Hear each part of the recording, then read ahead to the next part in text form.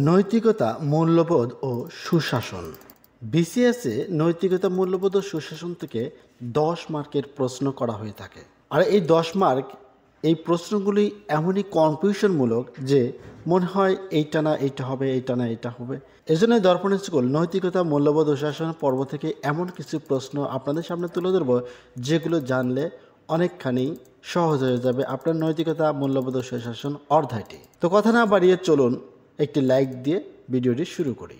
নৈতিকতা, মূল্যবোধ ও সুশাসনের প্রথম প্রশ্নটি হচ্ছে, মানুষের ভালো মন্দের নির্দেশনা দান করে আইন, মূল্যবোধ প্রতিষ্ঠা করে, সমাজের অগ্রগতি ত্বরান্বিত করে, শ্রমের মর্যাদা, নীতি ও ঔচিত্যবোধের ভিত্তিভূমি ও বিকাশ ক্ষেত্র হচ্ছে বিবেক ও সমাজ, বড়দের সম্মান করা, দানশীলতা, শ্রমের মর্যাদা ইত্যাদি সামাজিক মূল্যবোধ, মতামত প্রদানের অধিকার ব্যক্তির আইনগত অধিকার, ক্ষমতা ভারসাম্য নীতি প্রকৃত কার্যকর যুক্তরাষ্ট্রে, রাষ্ট্রের শান্তি ও সুখ্যাতি প্রতিষ্ঠা করে সহনশীলতা, রাষ্ট্রে স্থিতিশীলতা ও নিরাপত্তা বিঘ্নিত করে দুর্নীতি, নাগরিক অধিকারকে সংরক্ষণ করে আইনের শাসন, বিচার বিভাগের স্বাধীনতা নিশ্চিত করা সরকারের দায়িত্ব, স্থানীয় সরকারকে শক্তিশালী করতে দরকার হয় সুশাসনের, সরকারের কার্যকারিতা নষ্ট হয় নীতি প্রণয়ন ও সিদ্ধান্ত গ্রহণের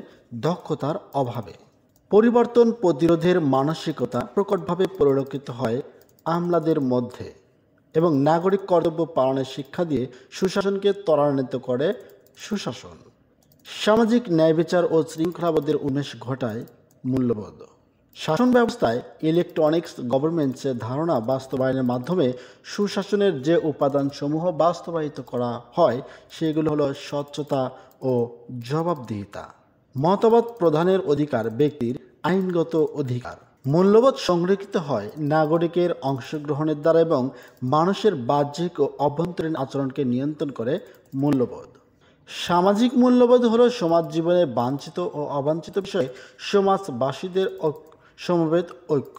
এই কথাটি বলেছেন ওলসেন। রাষ্ট্রীয় শাসন কাঠামোর উন্নতির কৌশল হিসেবে সূচিত হয়েছে সুশাসন প্রত্যয়টি। সামগ্রিক শিক্ষার লক্ষ্যেরই একটি অপরিহার্য অঙ্গ হচ্ছে মূল্যবোধ শিক্ষা। সরকার ও রাষ্ট্রীয় জনকল্যাণমুখিতা উভয়ই মূল্যবোধ ও সুশাসনের উপাদান। রাষ্ট্রনীতির মূল্যবোধের অভাব থাকলে কখনো সম্ভব হয় না সুশাসন প্রতিষ্ঠা।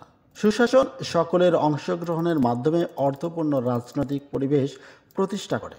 এটি যে সংগঠনটি বলেছে বা এই উক্তিটি যে সংগঠন দিয়েছে সেটি হচ্ছে ইউএনডিপি, ইউনাইটেড নেশন ডেভেলপমেন্ট প্রোগ্রামে।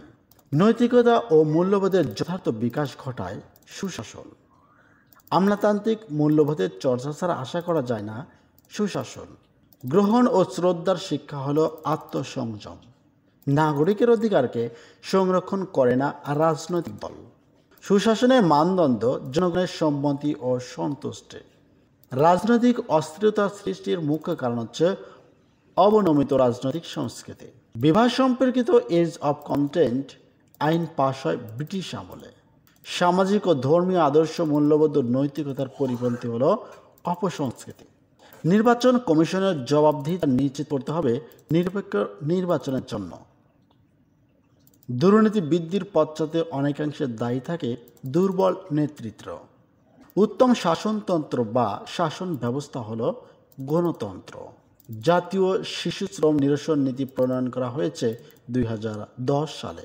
অধিকতর জনকল্যাণমুখী শাসনই হল সুশাসন। দুর্নীতির সাথে সুশাসনের সম্পর্ক হচ্ছে বিপরীতমুখী। শাসন বিভাগ থেকে বিচার বিভাগ পৃথক করা হয় 1 নভেম্বর 2007। আইনের শাসন না থাকলে থাকে না গণতন্ত্র। মানবাধিকারের উৎস ও রক্ষক হল জাতিসংঘ।